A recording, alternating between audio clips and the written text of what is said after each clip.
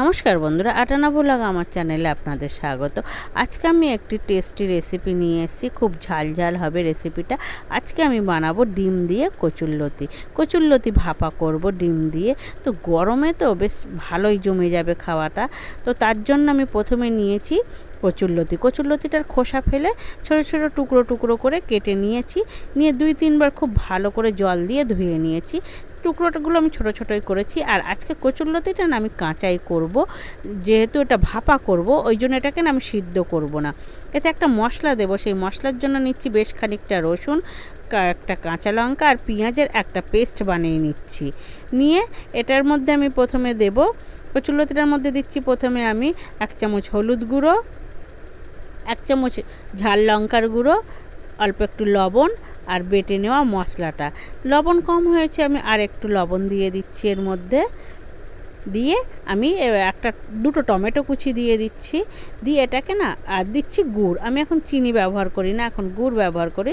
তো আমি পরিমাণ মতন, মানে টেস্ট যেমন লাগবে তেমন সেই হিসাবে আমি গুড় দিয়ে দিয়েছি। দিয়ে এটাকে খুব ভালো করে আমি মেখে নিচ্ছি। মশলাগুলো যেন প্রত্যেকটা কচুরলতির গায়ে যেন লেগে যায়। এবার এর মধ্যে দিয়ে দিচ্ছি কালারের জন্য 1 চামচ কাশ্মীরি লঙ্কার গুঁড়ো, দিচ্ছি 1 চামচ পোস্ত আর নারকেল বাটা।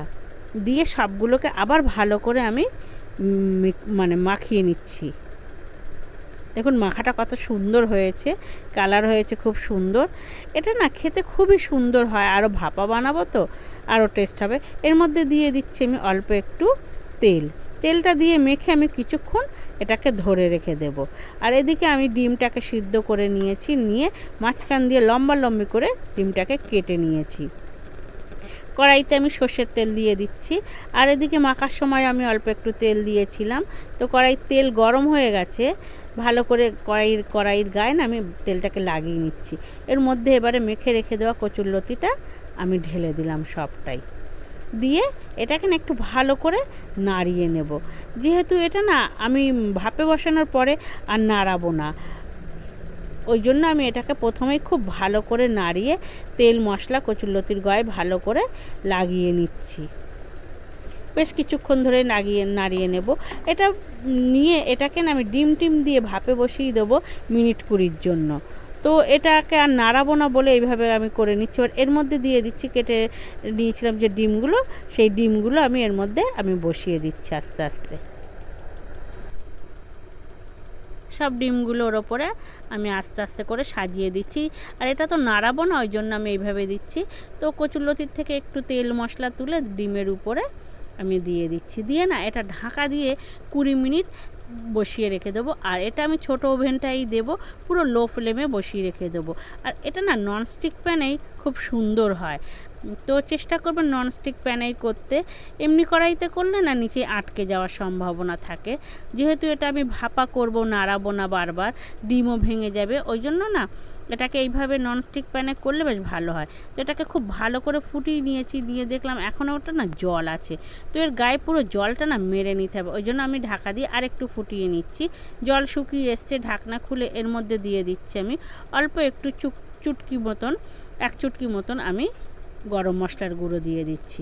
দিয়ে এটাকে ঢাকনা খুলে মিনিট 2-3 আমি আবার ভালো করে ফুটিয়ে নেব। এর মধ্যে যেইটুকুনি জল আছে সেই জলটাও আমি মেরে নেব তেল ছাড়া পর্যন্ত। দেখছেন কচুরলতিগুলো গলে গেছে, কত সুন্দর নরম হয়ে গেছে সব কিছু, কালারটাও খুব সুন্দর এসছে।